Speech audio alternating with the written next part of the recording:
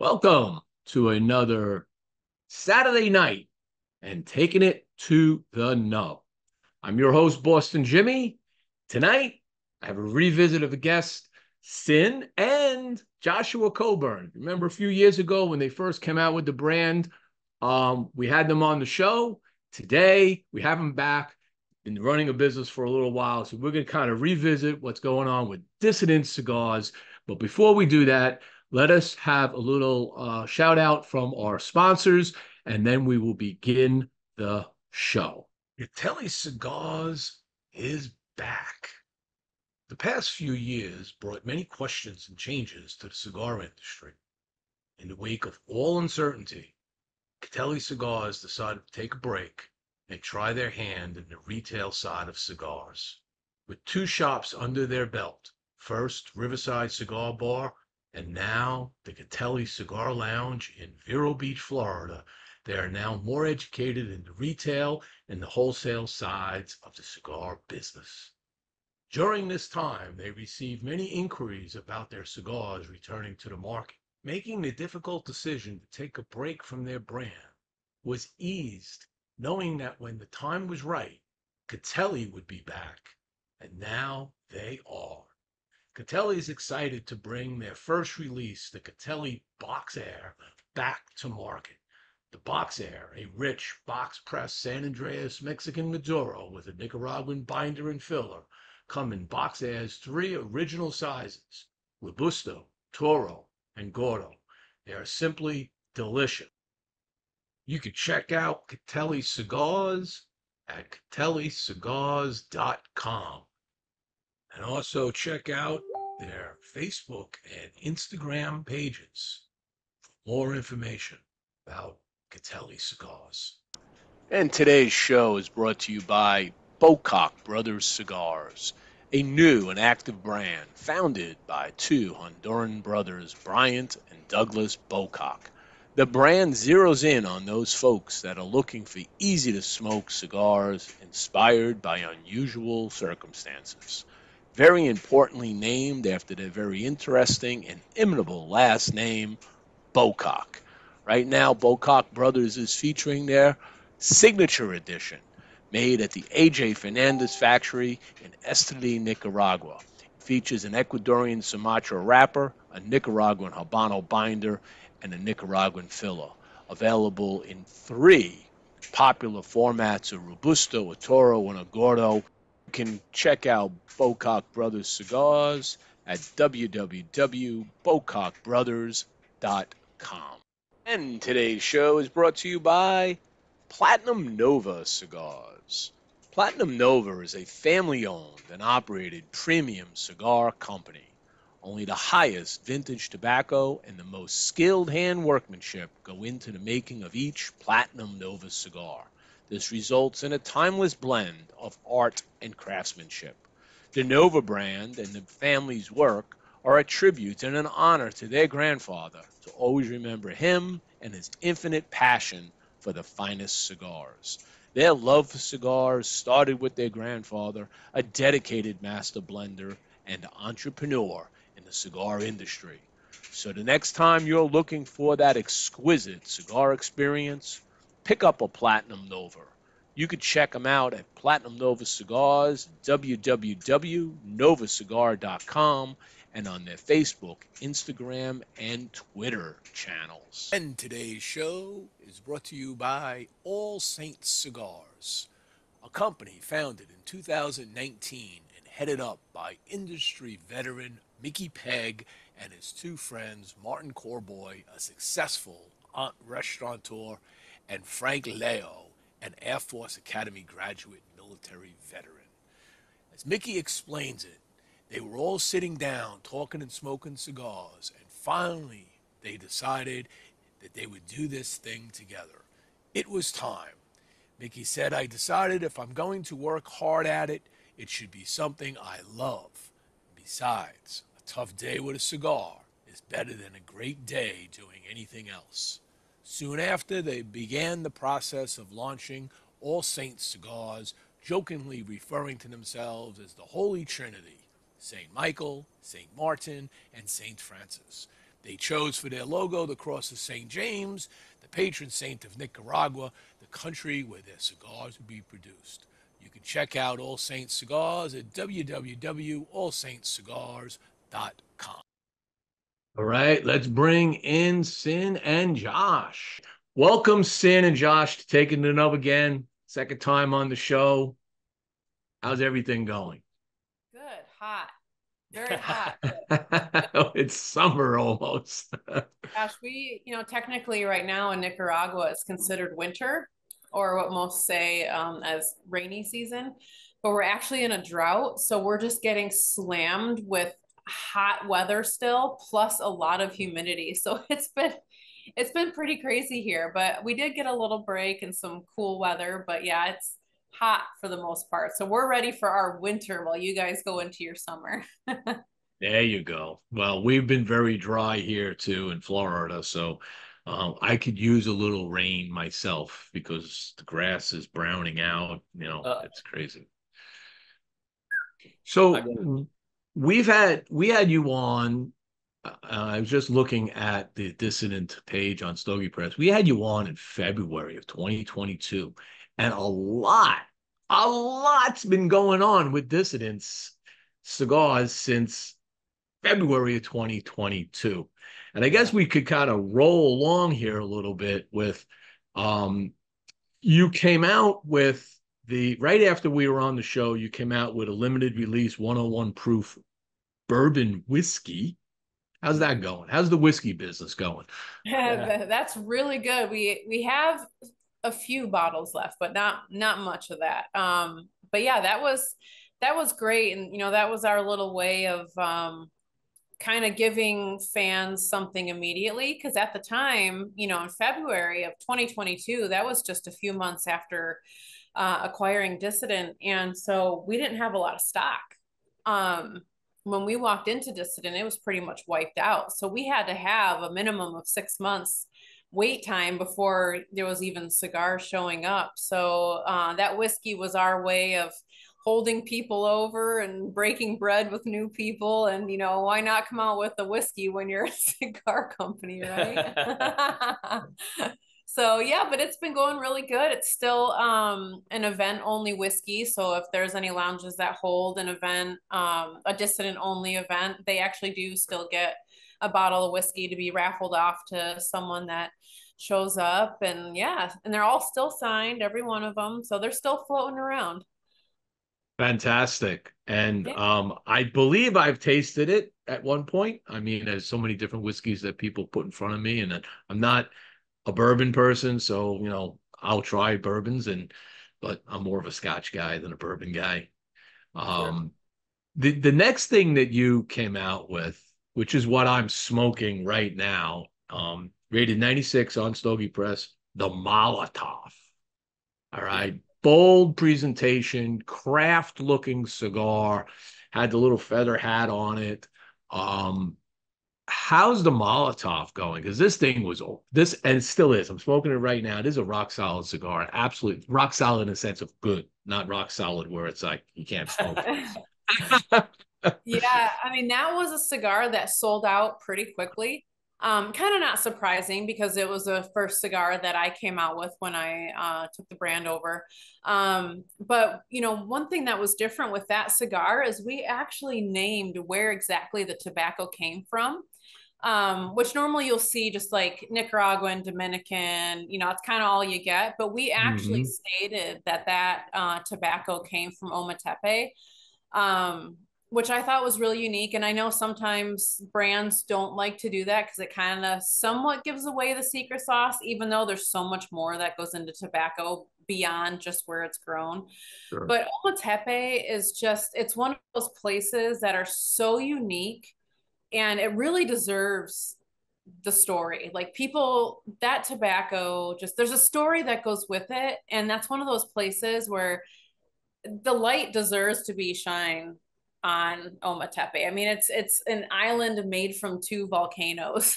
So it's pretty crazy. And so I really wanted to make sure that I stated that. And yeah, so that cigar was awesome. And it was one of those cigars where, you know, sometimes you smoke a cigar and you'll get a good ash, and then, you know, you'll smoke that same one later and it doesn't give you that solid ash. That cigar, every time I smoked it, it would just stack. No matter when I had it, it would just stack. And I mean, it's just so awesome. I mean, that was a home run, that cigar. I was so proud of it. So we may or may not come out with it again. Need to do it because I don't know how many more of these I could steal from my friends. We understand. I mean, my friend Lou Piscatelli dropped me off because I was like looking for some Dissident here where I am in Florida, in Melbourne, and they're not to be found. Okay. And I went down to Miami for a family trip, and I was looking around down. I just couldn't get into some places. Yeah, driving to Miami, a 5-mile trip could take an hour. I was just like, didn't have the time. And I was like, damn, I got to get a Dissident cigar. I thought I had one. I was like, So my friend Lou goes, I might have one. Perfect. So thank you, Lou. Much appreciated. So then you kind of broke in with in 23, you went back to the core of the Dissident line, and you reintroduced the home. So talk about why you wanted to bring the home back and that whole process. Home was one of those cigars that obviously it was a part of Dissident, but we didn't really know the story behind it. We didn't even understand where the name came from. So we had to sit for a little bit and come up with our own story to tell with that cigar. And ultimately, it was another podcast we were doing, and there was a quote that one of us said, if you feel like you don't belong, you belong with us. Welcome home. And I'm like, we should keep the name home because, stating it like that, it really does make sense, regardless of where the name originally came from. But that cigar was originally a kind of a small batch every year. It used to be dated. And we ended up taking the date off and not necessarily doing it every year, just kind of going off of numbers and seeing when it should be released again or when we should hold off on it. That cigar is definitely still around.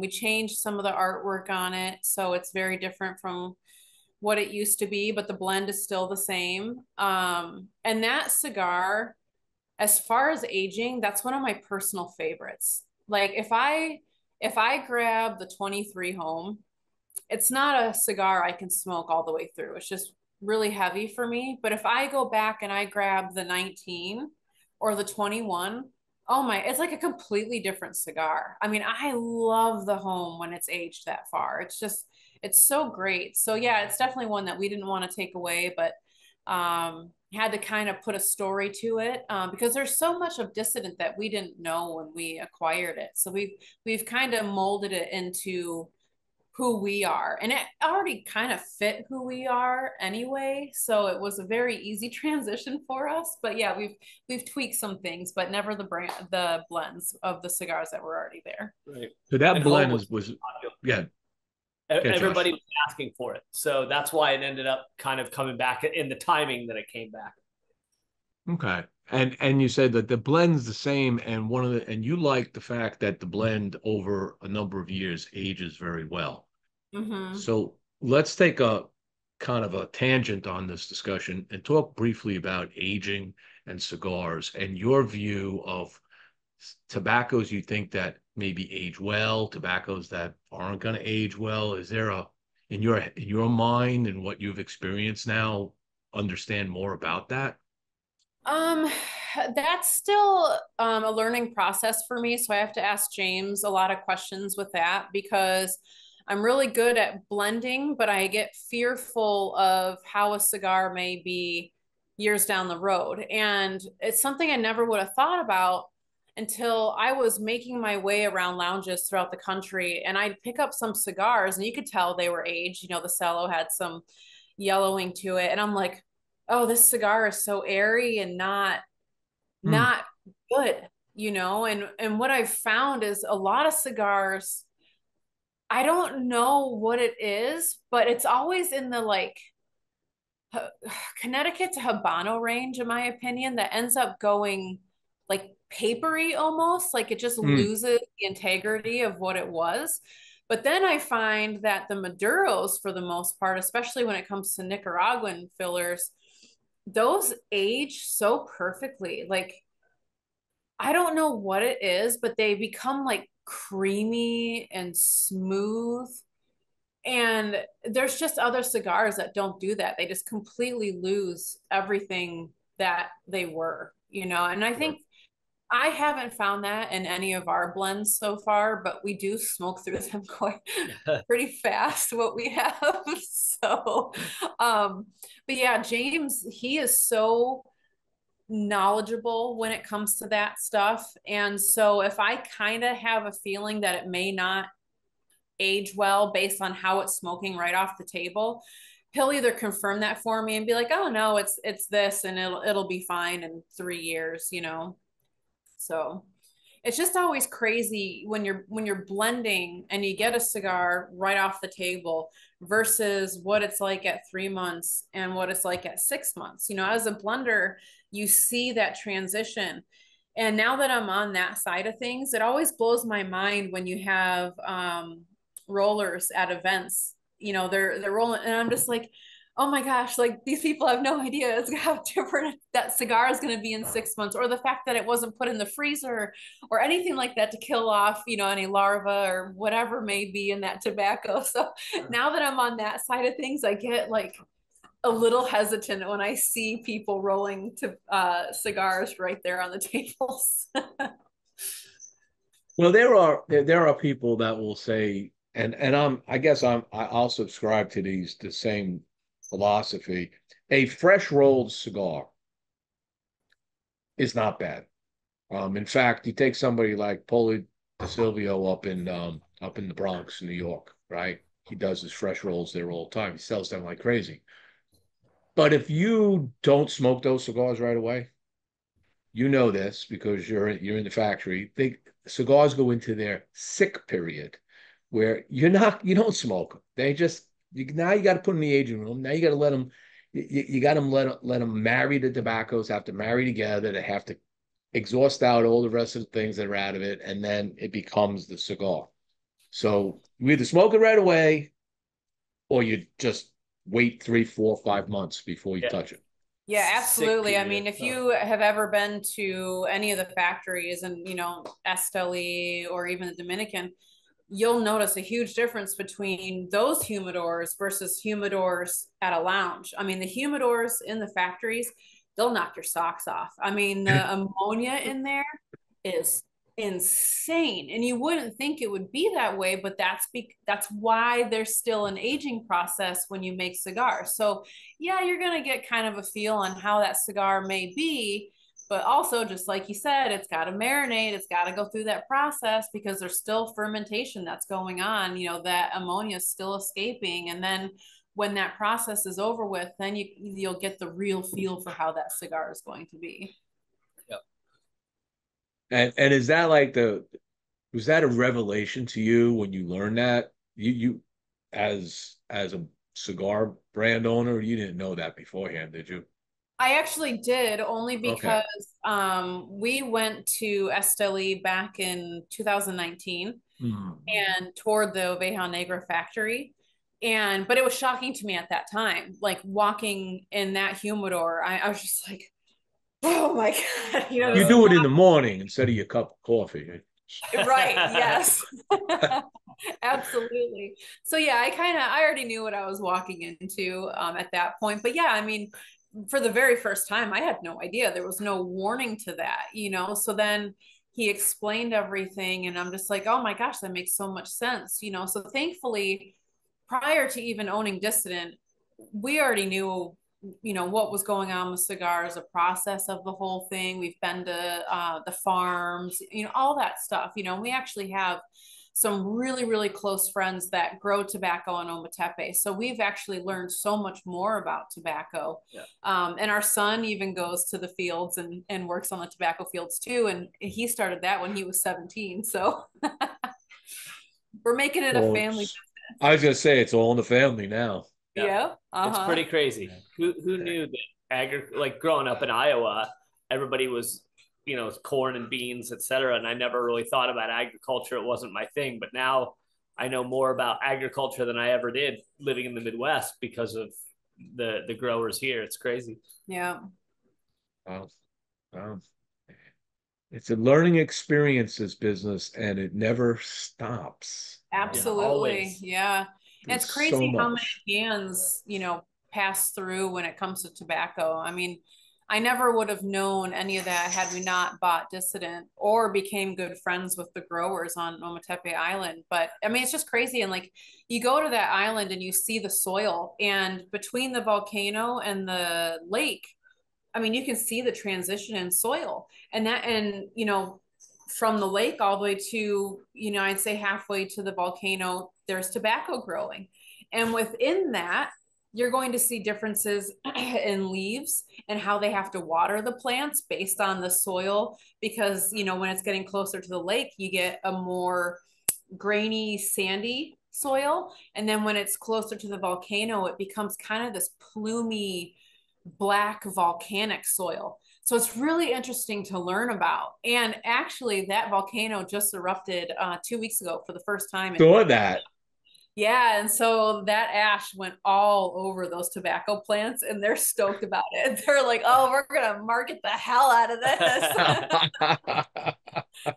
Did you feel it from where you're at?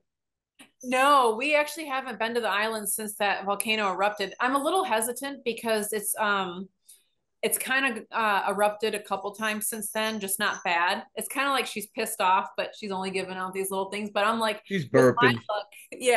With my luck, we're gonna go there, and that's what's gonna be a real issue. But we can, from the place we live, if we go back on the property a little ways, we can see it plain as day. So we're really close to it. Yeah. Okay. It's like a 90-minute ferry ride. Basically as a crow flies from where we're at. So yeah, and if you look up Northern Cigars, or I think they also go by New World Tobacco, they actually have pictures of the volcano exploding and the ash on their plants. So you'll see, I mean, it's so cool. I mean, I'm really curious how this crop is going to go, because that ash is definitely in the soil at this point, and oh yeah, it's going to change things. It really will. I mean, it's crazy how little differences in the soil can make such a huge difference to the plant. I mean, you physically see it when you go there. Mm-hmm. So now, before that erupted, and it's been a while since it erupted, did people climb that volcano? Is that climbable? Yeah. Both of the volcanoes are. Yeah. I mean, I'm sure there's people still hiking it right now, even though she's not happy. So, I mean, it erupted about 2 weeks ago, and like you said, burping since then. But yeah, people do it. I mean, I can't remember which volcano on the island, but it takes like 8 hours to get up and down it. So it's one of those things where it's like start early in the morning and hope you get down before it gets dark. So, yep. But yeah, I mean, that island, I mean, it just holds such a special place in my heart. With that tobacco, it'll always be my favorite. I love the way it tastes. That's what I love about the Molotov, is that Ometepe. It just makes it smooth and creamy, and that's what makes that cigar so great. So now, is there any native lore about those twin volcanoes that translate into this eruption? Looking back, 500 years, what the native Indians would have said? Yeah, actually, it's pretty crazy. There's still indigenous people on that island. Yep. So you'll actually see a lot of, well, they kind of aren't very open about it, but there's a lot of ayahuasca stuff that goes on there, a lot of healing. But one volcano is considered fire and the other is considered water. And Conception's the one that erupted, and I believe that's fire. And then you have Madeiras, which is water. So, and the other thing that's crazy, actually, Josh, can you grab the boot? Yeah. This this island has so much history to it. When you walk to this tobacco farm, you're walking on the lake, and you'll be walking and you'll see pieces of pottery, pre-Columbian pottery just washing all over the shore. And so when we went to the farm one time, the growers gifted us this boot that's pre-Columbian. Yep. Wow. I don't know if it's Aztec or Olmec, but they go back about 5,000 years. Yeah, I mean, it's crazy. So, yep, this is straight from where they were actually digging more land. They bought another acre of land, and so they were digging on the side of the volcano, and that boot fell out, and so they gave it to us. Well, that's pretty cool. Yeah, yeah, it's cool. a great story. And I'm sitting there, I had no idea, and I'm posting it online. And everyone's like, take it down, take it down. I'm like, what's going on? And they're like, you can't talk about that online. And I had no idea. And it's actually illegal to possess this stuff and to we can't take it to the States or anything. It is owned by Nicaragua and it stays in Nicaragua. Now, how long, when did you take that in relationship to when the volcano exploded? Well, the volcano just erupted 2 weeks ago, and we got that about 2 years ago. Okay, so it took her 2 years to figure out that you took it off. It's us. Probably it. We need to go return it. Well, it's gifted to us. Yeah, but you may want to put it back in the volcano. You know, it's like, here you go. I'm so sorry. Here you go. Yep. It is pretty good. That. Yeah. The history is just nuts because here it's like Central Latin America. So you end up with a lot of history from, there's Aztec culture, Olmec culture, Mayan culture. Like it all mixes up in this general area. So yeah, you hear about descendants and you can see it in their faces, some of them, especially on the island. Yeah. In fact, there's petroglyphs you can see on the island as well. There's like monkey carvings and all this crazy stuff. I mean, that island is basically untouched by choice by man because, I mean, people live on that island, but they don't touch what's there. There's a deep-rooted history and what is the word? Superstition. Yeah, you don't mess with that. Those gods will do stuff to you if you mess with any of that land. So they don't leave it alone, or they don't touch it. They leave it alone. They respect it. The elders are very respected there. You'll still see the indigenous people doing their medicine work, and it is one of the coolest things to ever experience. I'll definitely say that. And you have a part of that in your hand right now. That's what I love about tobacco. So beautiful. Yeah. Let's go back to cigars. That was, I love that tangent. That's a lot of knowledge there, and I would think that over time, you have so much knowledge about it by being there that you could probably come up with a dozen new cigar brand names based just on petroglyphs. Yes, of course. So after you did the home, you returned to home, which we just did. Then in February also of 23, you came out with the new rave, but this time without a box press. So why did you go with a non-box press on a cigar that was originally box press? What was the idea behind that? It was actually, we slightly changed the size on that too. I believe the non-box press is 5x52. 5.5, I think. Is it 5.5? I believe so. And the reason why was because I was originally going to do a Connecticut with less spice. The rave definitely has spice in it. But then when I was messing around with the rave and I did the non-box press, and I gotta look, is it no, the box press is the 5.5x52. Correct, yeah. Yep. And then the Robusto, the other one is 5x50. It actually changed it enough to where it wasn't as spicy, and that kind of took me by surprise. So instead of coming out with a new Connecticut, we just tweaked the rave a little bit to kind of give a little bit of a difference between the two. So make it a little less intimidating visually to new smokers who, I'm not always an advocate of like, light cigars are best for new cigar smokers. Because if you drink Guinness all the time and somebody hands you a super light cigar, I don't think that makes sense. You know what I mean? If you have the conversation in a lounge, there might be better ways. However, a lot of people don't understand that or subscribe to that, or maybe there's nobody asking the questions or helping in a lounge and they go for that. This was a way to kind of let people have access to that type of cigar, or a more introductory cigar if Dissident has one of those.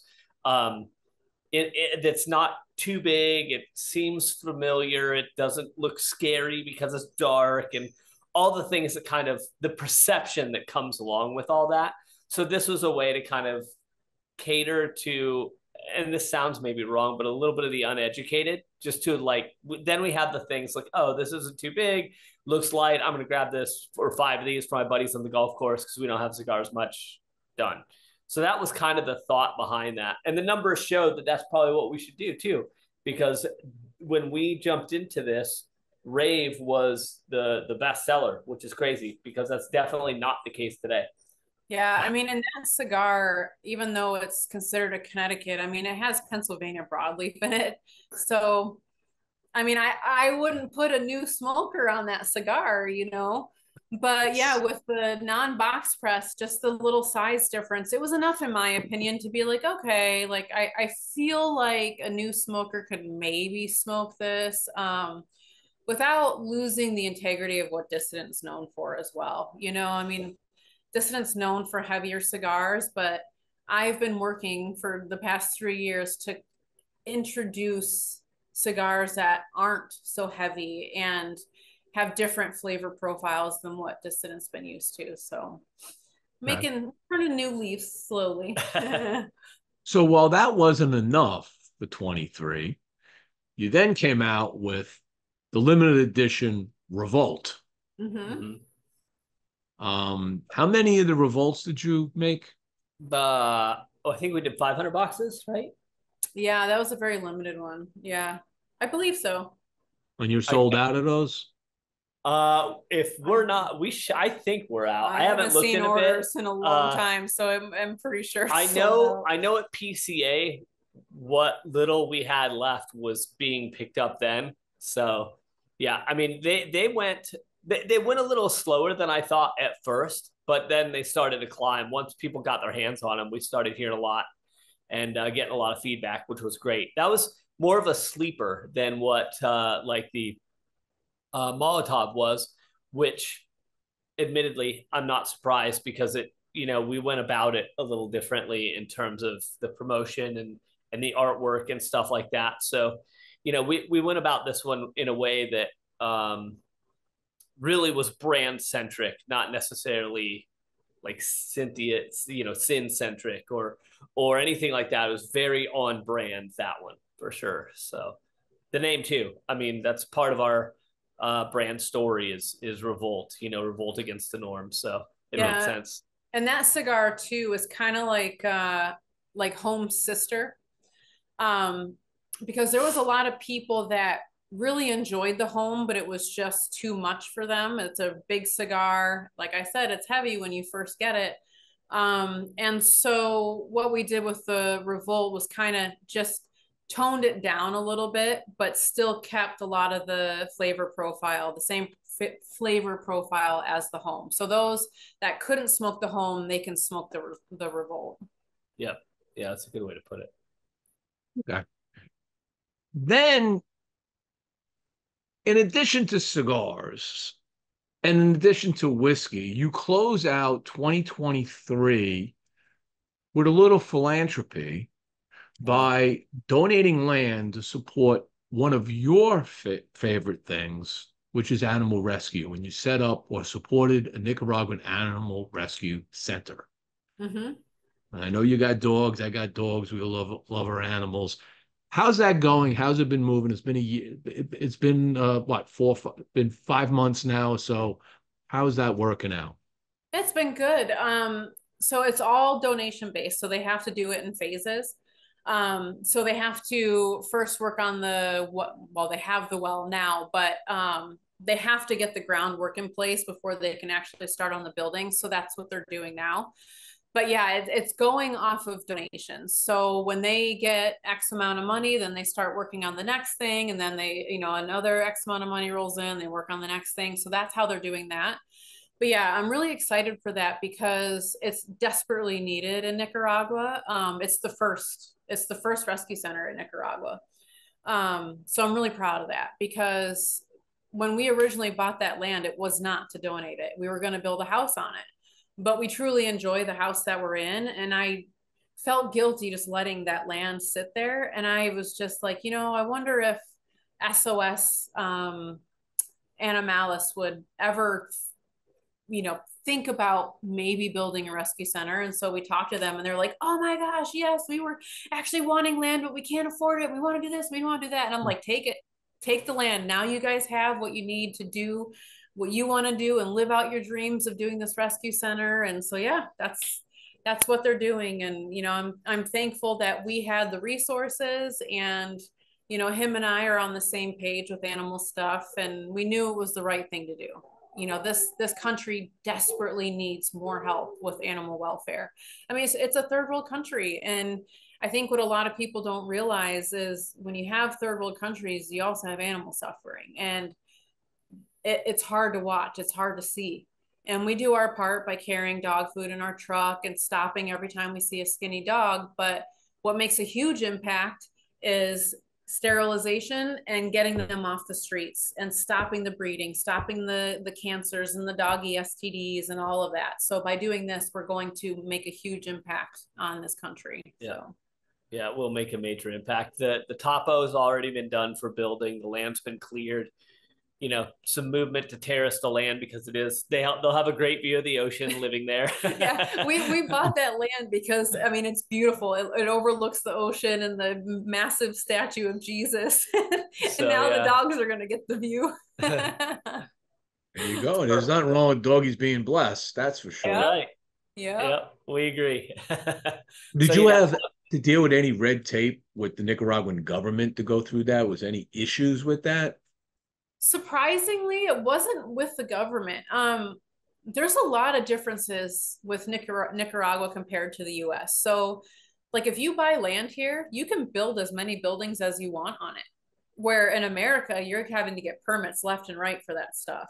And honestly, the only hassle we've come across is, we own one section of land, and then there's other people that own the sections of land next to our land. And even though nothing is built on that land, that person wanted to complain about it and didn't want his land interrupted by dogs and all this stuff. And, that was a matter of personal preference that he ultimately couldn't do anything about. So it's still happening. But that's really been the only hiccup is just, the guy that just doesn't have the heart and passion like we do, complaining about it. But he doesn't even have buildings up there. It's literally open land. So right. And a lot of things too, like because as the landowners, we don't have to deal with kind of every step in the process like SOS does as they go through the building.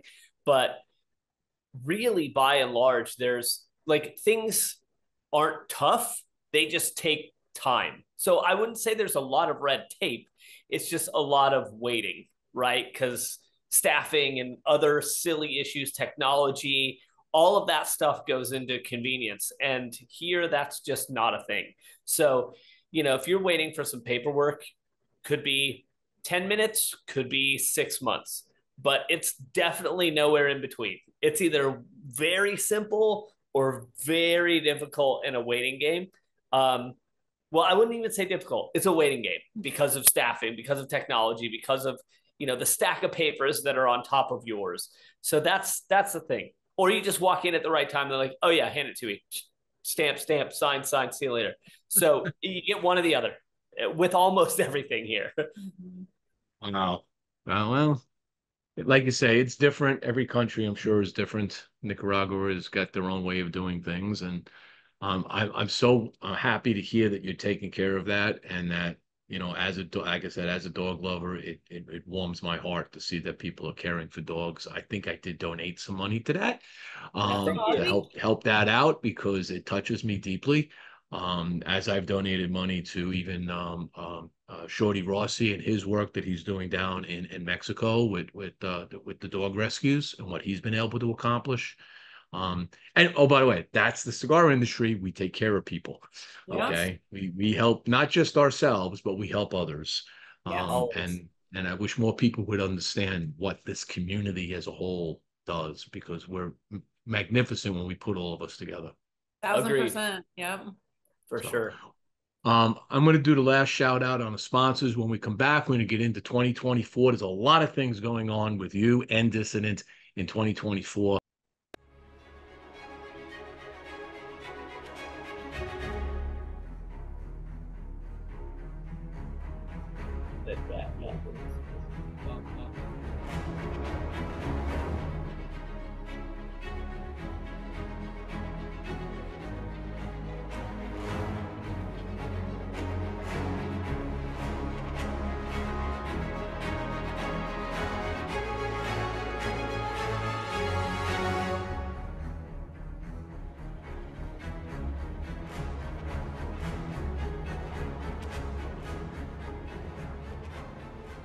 And today's show is brought to you by Casa Cuevas Cigars.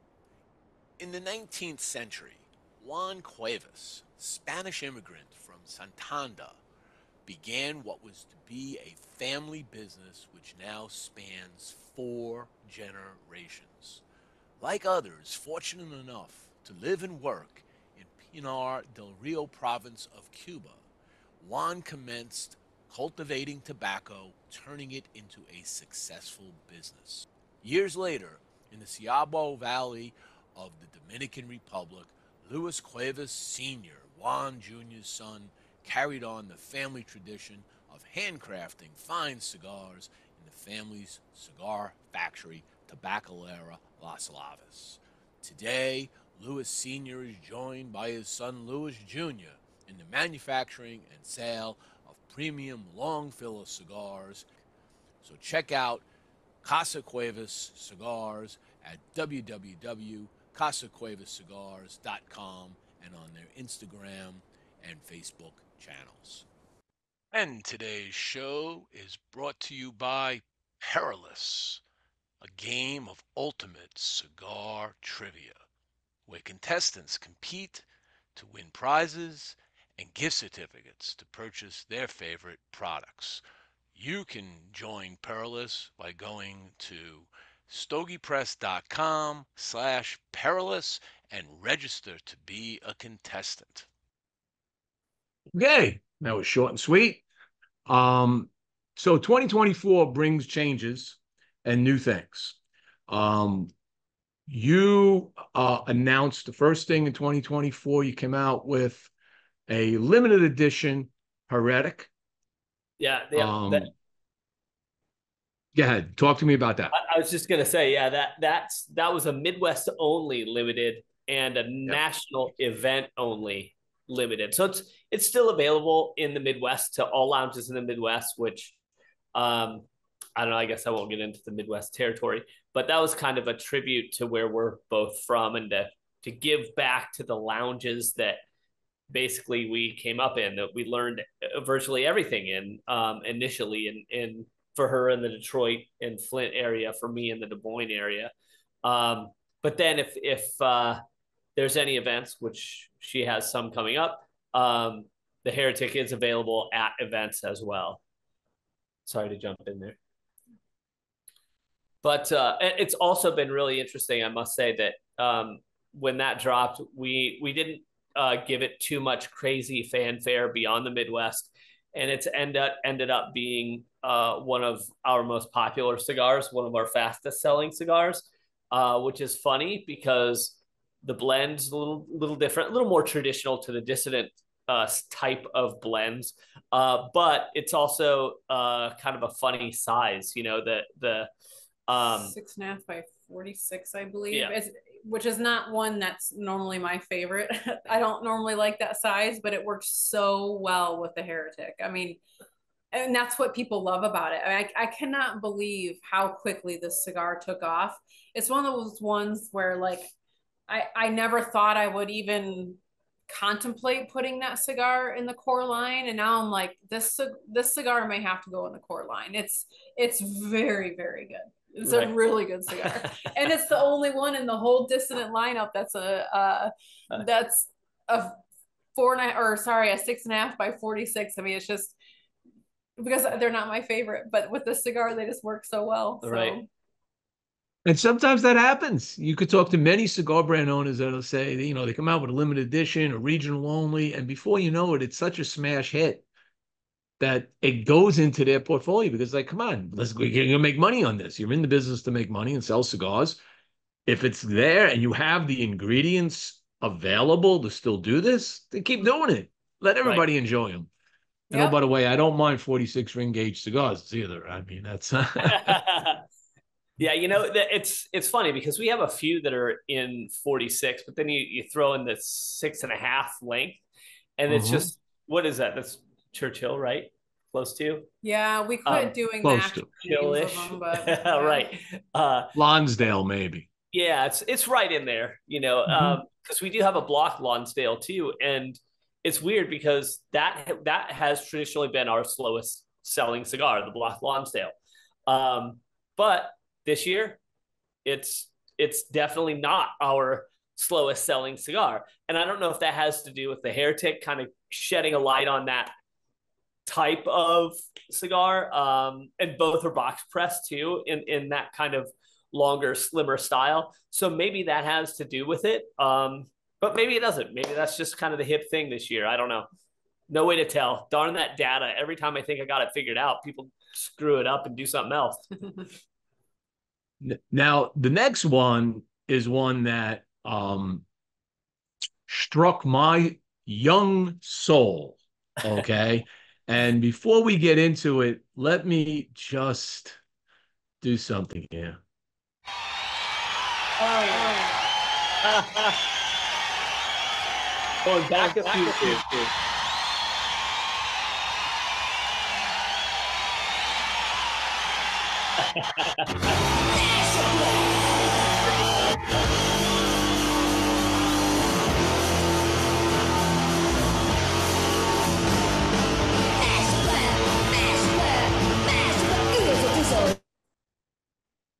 So for those that don't know what that just was, and I hope you heard the sound, it didn't hurt your ears.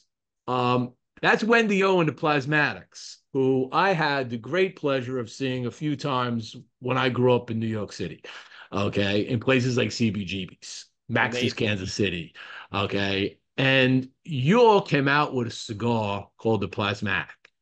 And when I saw that, first thing I said to myself, before I even read the press release, am I going, is that what I think she's talking about? And I'm like, yes, go for this. And just, why not? Let's have fun with something, because she is the definition of dissident when she came out. People were like, they were blowing their mind. She had the electrical tape across her nipples, and because you weren't allowed to be naked, but you could put electrical tape on, and then she got around the rules. All right. She did so many cool things. People either loved her or hated her. So talk to us about the Plasmatic. That was your big thing. That's absolutely why we did it, you know, and being a female, I just, you know, I've always loved her, and I'm like, you know, she deserves to have some kind of light on her again, you know, because she is a dissident, and she definitely pushed the boundaries back in the day. You know, we have a rep who also used to see her all the time when he was younger, and the stories he would tell us every time we were around him, just like, oh my gosh, like that is so crazy. You know, he was telling us one time about how he got arrested with her. Like everyone that went to the show got arrested, you know, just because it was just her, you know. Obscenity. It's exactly what was going on, because she came out and you were now in an illegal event. Right. Yeah. That's how they looked at it. And everybody that's in the event would get arrested. Yep. Yeah. I mean, just craziness, you know, and it's unfortunate, you know, how she passed, but you know, there's still people out there that absolutely love what she did. And I'm one of those. And I just figured, you know, what better time than to make a cigar and, you know, put a little piece of her in it, you know, being that, again, that I'm a female and I kind of do the same thing in my own way. And I push the limits and try to show people that you can be whoever you want to be and be successful, just be a decent human being. You know, that's what it comes down to. And the plasmatic gave me the opportunity to talk about that and to talk about being authentically you, just the same way that she was. You know, that was so important on so many levels. And, you know, I'm glad I had the opportunity to do it. We were a little fearful we would get a cease and desist, but that did not happen. We tweaked it enough to where those that understood, you know, but it was different enough to where thankfully nothing happened. So, but yeah, I mean, you know, and along with it being, you know, love for Wendy O, that was also another cigar that I kind of wanted to do similar to the Molotov, in a sense that I wanted it to be more aromatic. I wanted to put notes of floral in there, just kind of stray from what Dissident was known for in their flavor profiles. And so that plasmatic is another one of those cigars where you're just like, oh, whoa, I was not expecting that, you know, but this is really good. So yeah, that's how that came about. It's just love for Wendy O and the punk era, and putting some new cigars out there that, you know, kind of strays from what Dissident used to be and putting our mark on what it is now. Fantastic. And it's, I'd love to see more people just reaching out and doing that kind of thing, because cigars can touch so many people in so many different ways. And that's just another way. On a more personal note, in 2024, those of us that have been tuned into you have learned that you have you're currently in a stage 1 of an autoimmune disease called primary biliary cholangitis. Okay. And you also suffer from a degenerative disc disease and herniated discs that need treatment. Talking to you here and you know, sitting down, enjoying this, people may not necessarily see that in you because you're smiling and we're laughing, we're doing that. When I spoke to you at PCA and you were sitting down, I could see the pain in you. I saw that when you and I spoke. And this is a moment where people can help. And I'm just going to pop up some, and you could talk a little bit about the disease and what it means. But I just want to quickly show people, there is and I'll put this in the Facebook feed too. But there's a GoFundMe that one of your friends, Tamara Klati, set up. The operation that you need, and you could talk about what that's all about in a moment, is trying to raise $34,000. You've got almost 16,000 raised. You can go here to the GoFundMe and you can help support this and making this happen. I'm going to turn it back to you, and if you can inform folks as you wish to what this disease is all about and kind of the complexities that are involved in this, because I did my own background research on this and it's not pleasant. Right. Yeah. You know, what's crazy is when I really started noticing the symptoms, I was actually on tour for Dissident down in the southern region of the US, and I was just not doing good. I had a lot of pain in what I thought was my stomach, but it ended up being my liver. And it took almost a year to figure out, because during that time, before figuring out that I had a liver disease, they actually thought I had breast cancer. They found a tumor in my breast. I had that removed. I had that biopsied. So they originally thought it was because I had cancer. But then when that came back fine, they kept looking further and further, and I got referred to a liver specialist. And here in Nicaragua, they move fast, really, really fast. And the doctor was doing all these tests, and he's like, I cannot figure out what is going on. And he's like, you know, let's let's do a biopsy. And thankfully, that biopsy showed that I have vanishing bile ducts. And so this disease that I have is rare. It's not common, and it can be deadly if left untreated. And unfortunately, there's not many treatment options. There's an acid you can take that I'm on, but it only helps about 50% of the time. And here's the crazy thing. First of all, when you lose bile ducts, then it starts just attacking your liver as a whole. Like, you need a new liver, basically, right? Well, thankfully, because I was in Nicaragua, I was able to learn about stem cells, which I would not have found out about if I was in America, because America still has not legalized stem cells. But I found out about it here and found out that there's research that shows that stem cells actually cure the vanishing bile ducts. Like, I don't know how it does it, and it's crazy. And so many people think that stem cells are bad and that it comes from aborted babies and all, and it does not. Like, it actually comes from umbilical cords from healthy babies that were born, and placentas. And so I did a ton of research and talked to a ton of different places, and ultimately found this place in Colombia that does a phenomenal job with stem cells. And so I'll be going there at the end of this month. But unfortunately, because it's still a treatment that's not allowed in America, there's no insurance that goes with this. So it's almost $35,000 to get this treatment, which I'm getting for my liver and also for my degenerative disc disease in my spine. So they're going to be treating both of those, and it's pretty much 100% guaranteed my spine will be healed. But I still run the risk of needing multiple treatments with the liver. So in 6 months to a year, I might have to go back down there and do this again. So I have to send a lot of liver reports for the next year to show them. But yeah, it's crazy. And, I've had to adjust so many things in my life now that I know what this is, right down to, not drinking.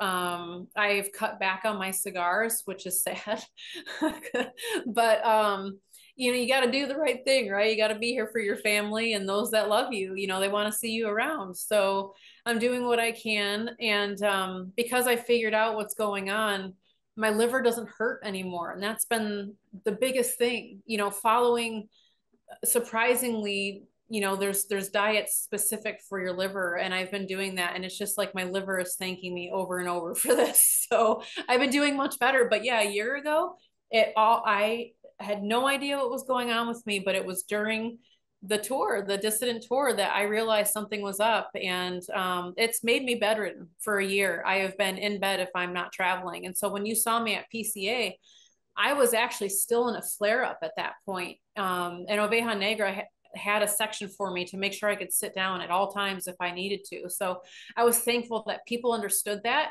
and people like you came to me and sat down with me, and we still had good conversation, and it was wonderful. That's what's so great about the cigar community is people understand, and they want to help, and they just want to see you get better. And it's the cigar community that's gotten that GoFundMe up to 15,000.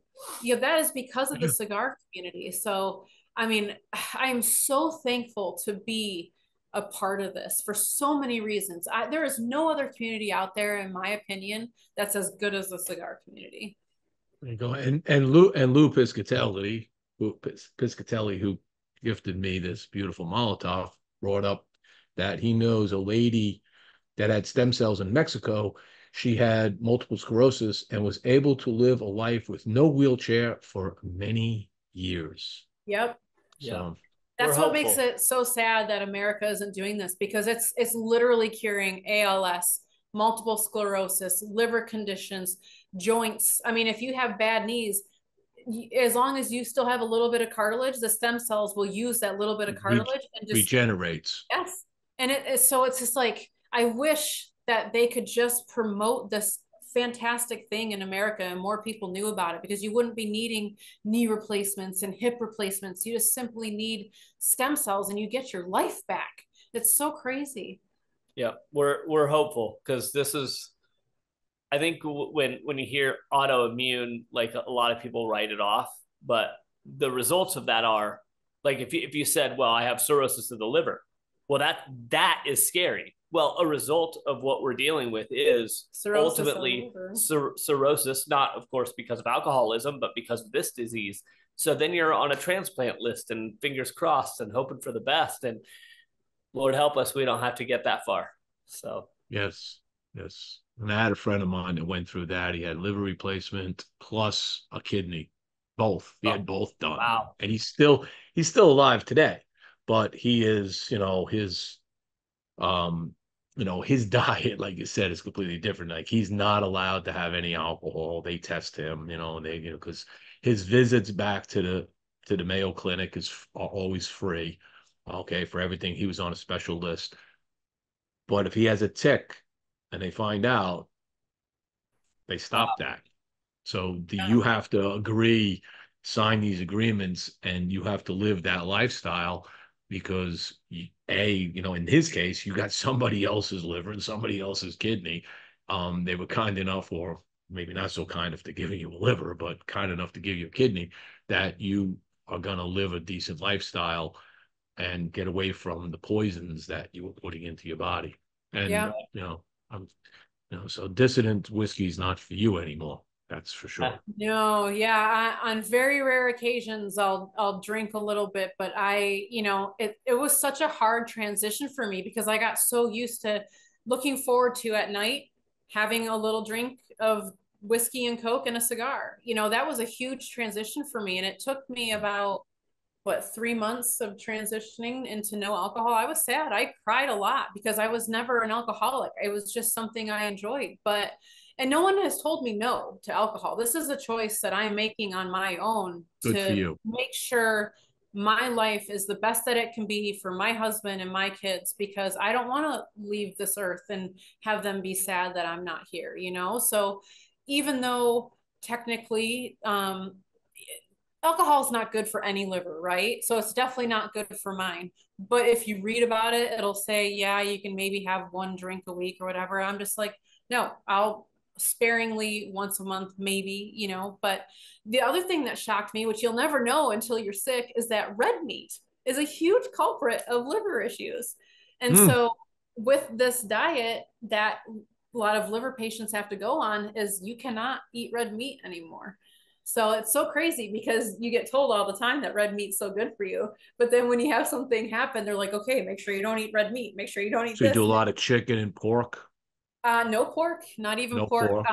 Yeah, we do chicken though. Yeah. We do tofu? Sometimes. Yeah, we have tofu at home, but it's not my favorite. So I should have my wife put together some of the recipes that she's been making for tofu, because she's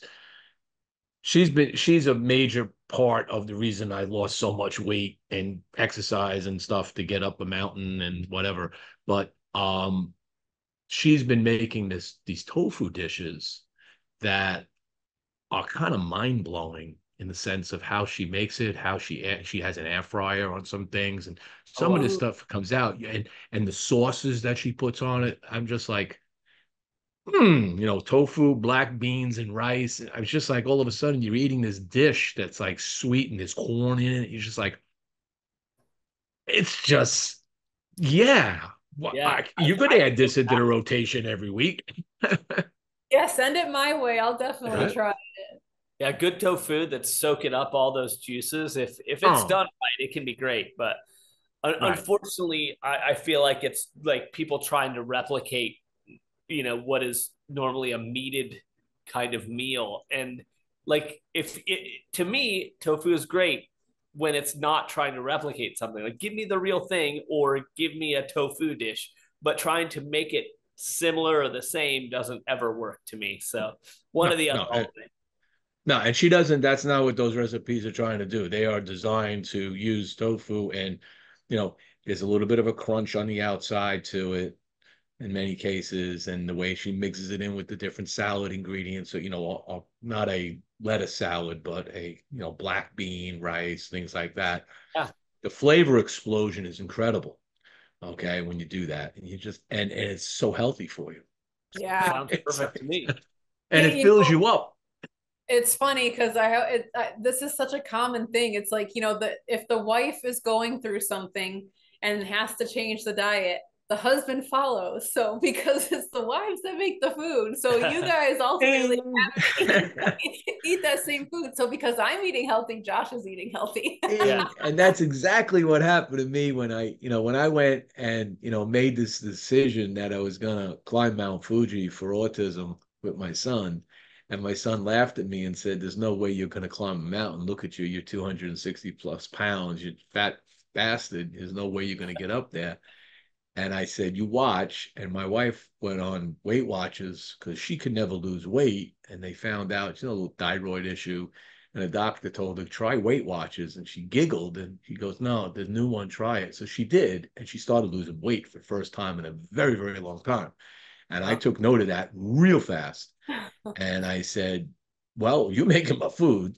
And she doesn't eat 90% of what she makes because she's got food aversions. But and you've seen pictures of my posts of the food that she makes. All of this stuff is all calculated in with so many points and stuff that I would eat and be like, "Oh my God, I'm losing weight and I'm eating a much healthier diet." And you add a little exercise in it, before you know it, weight just comes right off of you. Right. If you want to just sit there and eat steak all day, that's not, I don't care. You'll be best red meat lover in the world, but eventually that's not good for you either. Okay. Right. Can't eat too much pork. You got to have variety and let your body adjust to the different foods that you're taking in. So 100%. Yeah. 100%. Good for you. Good for you. I wish you the absolute best with this. I'm hoping that we'll get some donations coming in through it. I'll continue to put it out. Thank you. Did I cover everything in 2024 now? Is there anything that I missed? No, plasmatic was the last of it. That was it. Okay. So let's talk briefly about availability at shops. So you're not in all Black Label shops that I go to. No. Okay. Have you studied that as to why? Have you not talked to the shop owners? Is there a reason why they're not bringing that line in? Well, I can tell you from kind of, and it goes the other way too. It's interesting because we have lounges that they're not in. Yeah, it's just Dissident. And what's interesting about it is, like, Oveja Negra, right? For those that don't know, Oveja Negra is the factory that Black Label, Dissident, Emilio, and Blackworks comes out of. So, but a lot of people think that Black Label is like all of these, and Oveja Negra they don't even know about. So things can get a little confusing to people. So if you message, a lounge and you're like, "Hey, do you have, Oveja Negra?" They're like, "Yes." And it's like, okay, so they show up, but there's no Dissident, or there's no Black Label, but there is Dissident. And that can get a bit confusing. Oftentimes it comes down to two things. And that's because Black Label has been around and been consistent for longer. So of course they're going to have more lounges. They've been represented more. They've been releasing more, et cetera, et cetera. And the other reason is simply we were underrepresented for a few years in there, and there wasn't anyone, her, out there kind of flying the Dissident flag. So we're thankful that, if Black Label's doing well, often, we're brought in because they see that it's from the same factory and they know that quality is there, and they test out the sticks and everybody's happy. And then they meet us or have a conversation. That's always very helpful as well. But often what we find is our reps, haven't made it there, or they don't carry any, Oveja Negra yet. They're a more traditional shop and we're a bit too extreme. So you get a little bit of all of those things. But I would say, because we're in right around 220 something or other shops around the nation.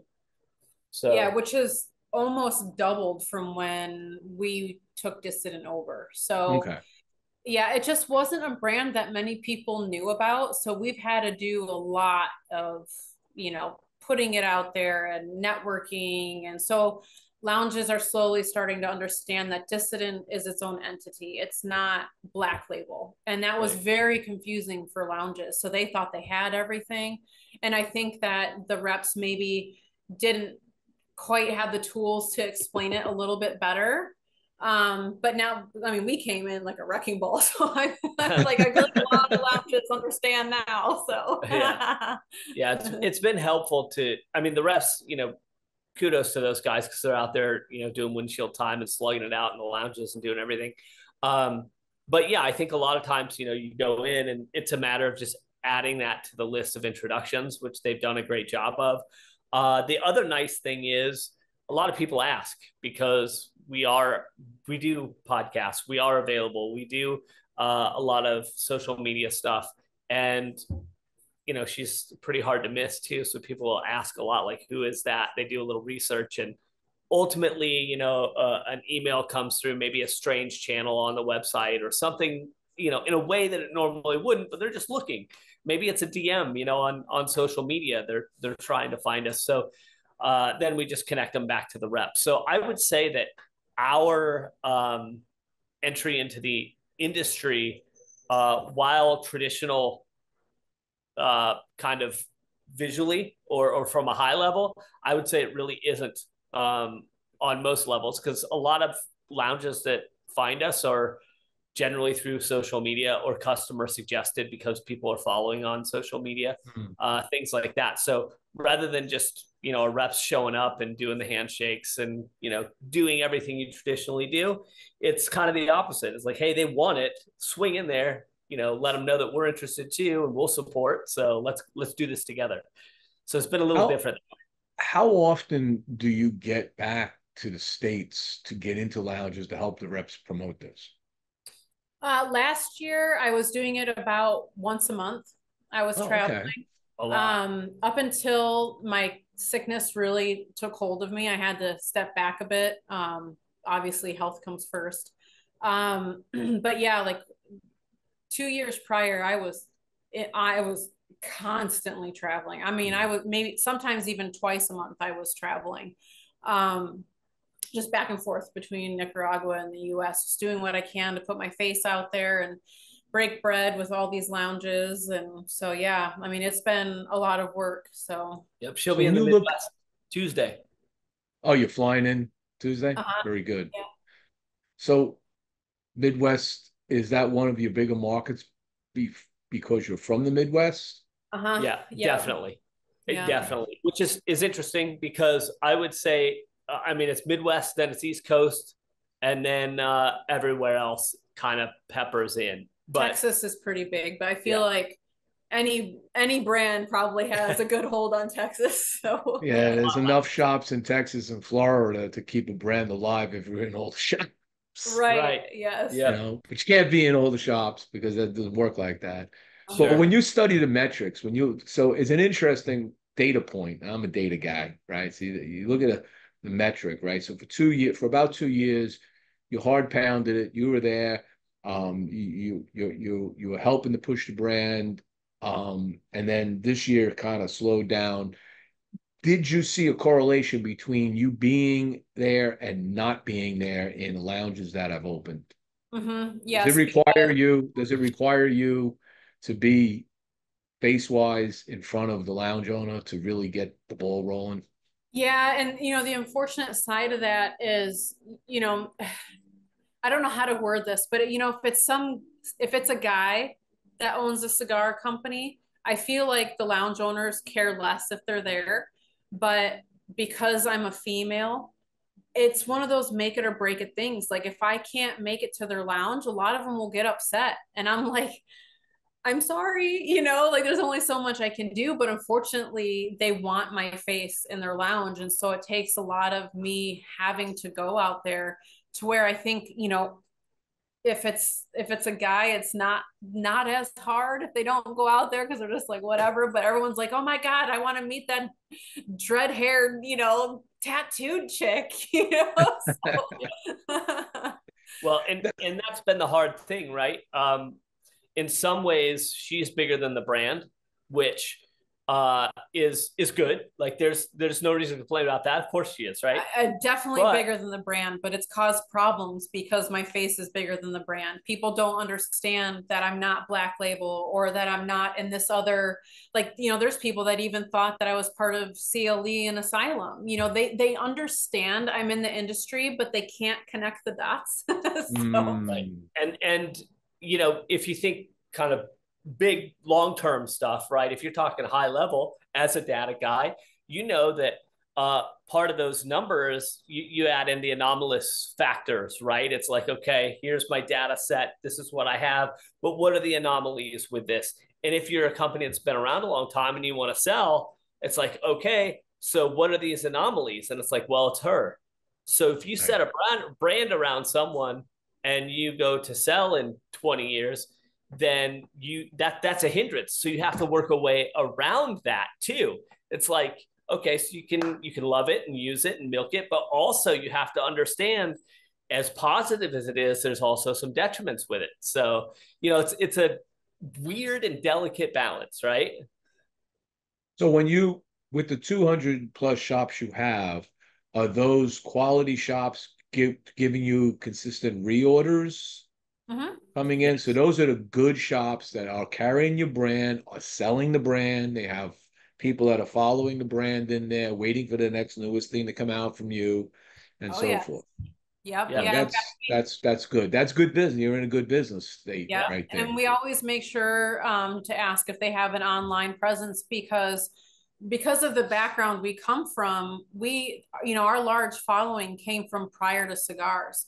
Well, with that, those people wanted to get our cigars, but we at the time didn't know where to send them because we were still growing, you know, the brand into these lounges, and so we had to have a list of online retailers that we could send these people to. And so we've developed really good relationships with the lounges that have an online presence because we just send people to those lounges nonstop.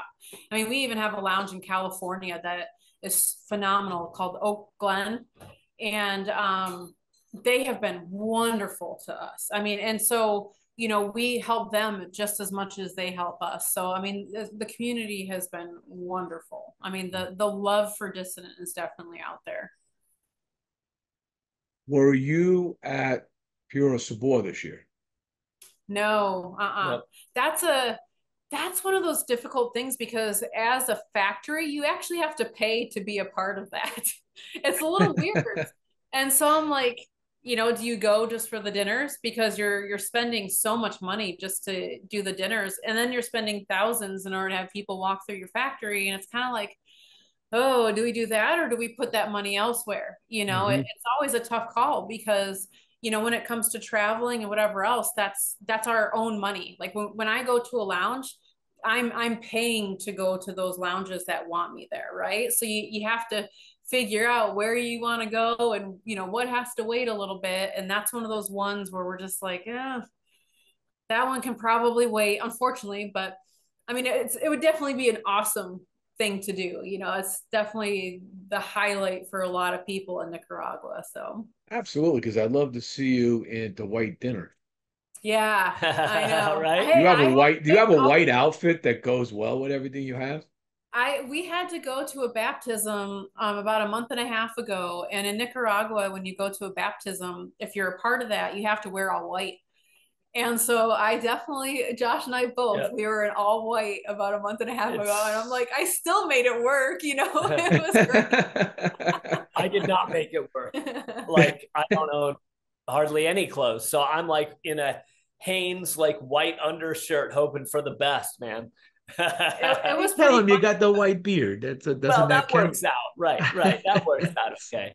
But yeah, because we're the godparents, so you know. Yes, in it. You know what I mean? So I couldn't just like show up and be like, I kind of made it work with this kind of black and white print or whatever. But no, it was that. Yeah, there you go. This is look at you. Yeah, that church was from like 1576. I was gonna say, God, look at that church. Yeah, the inside is, I mean, you would never think the inside would look like this, but they've definitely kept up with it, and it's just beautiful. Yeah. You look like an So angel there. thank you. I mean, it was definitely my one moment where I'm like, if I gotta wear white, I'm gonna go all out with it. Nice. You Yeah, so cleaned there's up your very one. nicely. That's what people tell me when they dress up. They're like, "Is that really you?" I'm like, "Yeah, I could pull it off when I want to." Yeah, if you put me in a tuxedo, I'd have to shave and kind of trim up and everything else to look like I fit. Otherwise, I'm just a monkey in a suit. My God. Yeah, I'm about to experience that in a year from now. My son's getting married, so Oh, I've got to I got to actually I'm probably gonna buy another tuxedo because whatever nice. I got I know doesn't fit because it's way too big on me, you Well, this know. is about as dressy as Josh gets. There's him Look in at a Josh. And a white t-shirt because it's, yeah, dressy is not black. That's as good. Yeah, that's as good as we get, I guess, or I get. It's okay. You know, you do your best, you know, and Yep, you still have to be you, you know, the personality, you have to be who you are.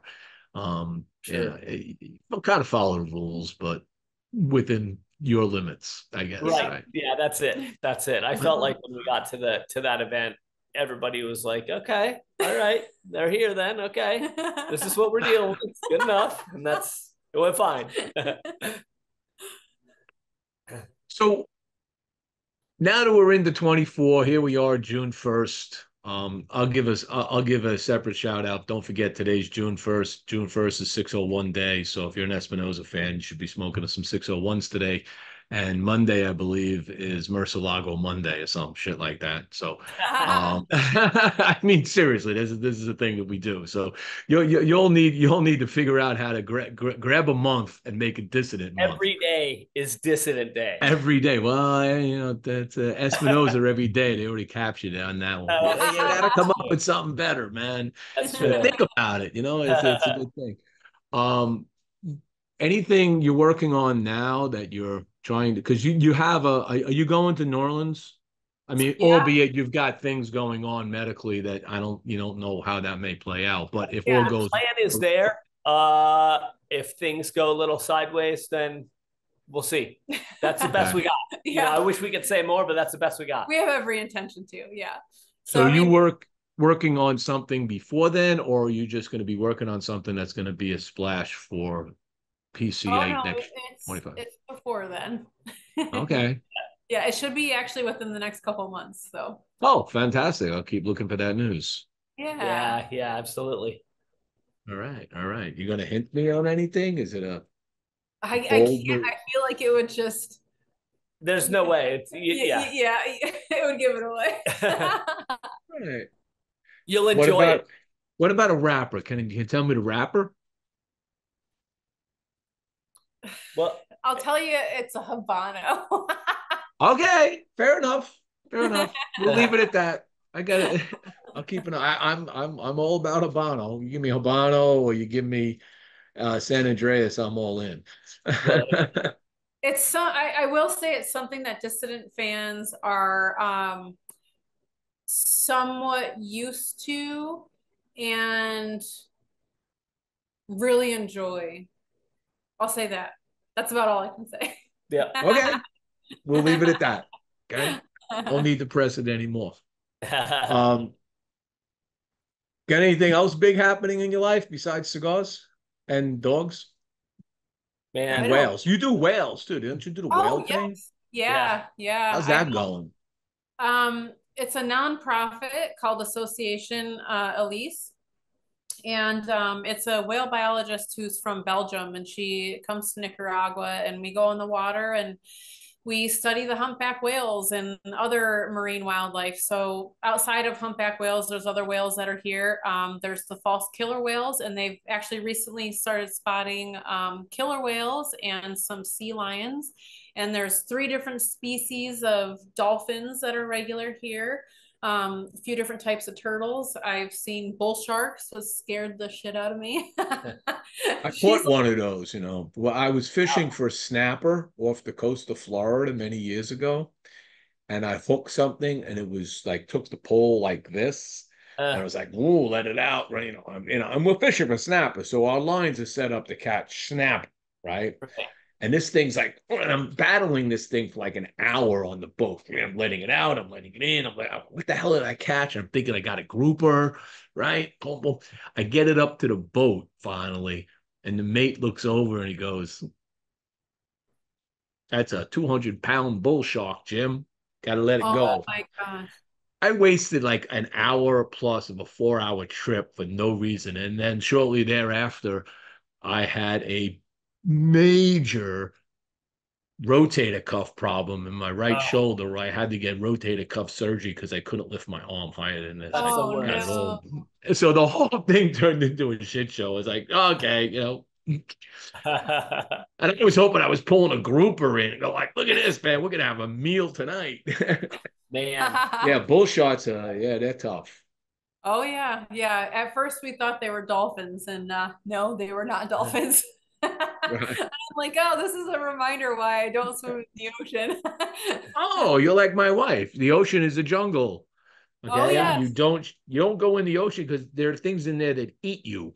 Yes. 100%. And being on the water with the whale biologist, I've seen way too many things, and I'm like, nope, land is perfectly fine for me. I am good with land because I've seen way too much out there. Well, and having, they're out in a little panga that's like a small fishing boat, right? This is not some massive boat. So a whale goes under you, and that boat is only as wide as the back of that whale. So, it's insane because what you're standing on is like a tiny little piece of this giant animal that's cruising by. Like, I can't even process the reality of that. You know what I mean? So, and there's been news reports this year, multiple news reports of orcas like attacking boats. Like, wow. They don't know if they're just playing and they're trying to jump over the boat with each other. But there's like, I think there's at least 4 articles I've read so far in 2024 of these killer whales doing this stuff. Well, yeah, and I think whales in general are getting a little bit more aggressive because what people don't understand is there's a lot of trash in the ocean, and like people think because they don't see it on the surface that it's not there, but it actually sits on a sublayer. Mm-hmm. And so, with whales, when they go to eat, they're scooping everything up, which means they're scooping up that trash. And it's particularly bad off the coast of California. And so what these whales that normally eat in California and come down here to breed, they're now losing food in California and are having to come down here to eat. And so I think that's a trend that's going on with a lot of whales now is they're having to fight for their territory because the food is just getting poisoned. They're eating things that are poisoning them. Things lots are of plastic, lots of plastic. Oh, yes, it's really, really bad. And so the quality of the food that they normally eat is going down because these fish are being infected with all this crap. So, I mean, it's a lot worse in the oceans than people realize. They think it's, this ocean is this vast thing, and it is, but there are literally reefs dying because of what we are doing to our oceans, so there's definitely a difference going on. The waters are getting way hotter. I mean, they're already at max temperature right now. And we're going to have bleaching. We're going to have coral bleaching once again this year. No doubt about it. Yep. Yeah. And so, they're getting aggression because of it. That's just what's happening. And so, I mean, that's also why we're seeing killer whales down here. They're having to find new areas to go to. I mean, same with the sea lions. I mean, it's just, that's the reality of it. That's just what's going on. So, wow. Yeah. Eek. Always something. Scary stuff.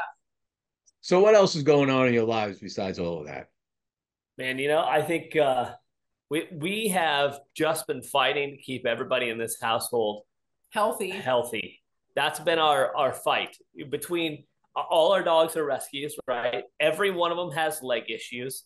One has neurological issues and leg issues. And then, each of our kids, but one has had some major medical stuff this year, like major stuff. Our daughter is still recovering from surgery. Yeah. From 2 weeks ago. So like, it's been one of those major uphill battles, but I'm always, as much as those things suck, I always look at it like, things were pretty solid for a good 10 years. Now it's time to embrace this shitty shit until you get through it, and then you earn what comes after. You know what I mean? So that's where we're looking. So hopeful and positive, but a little weary, but thankful. Everybody's still here. That's the biggest thing. Good. That's positive and good, and keep it going.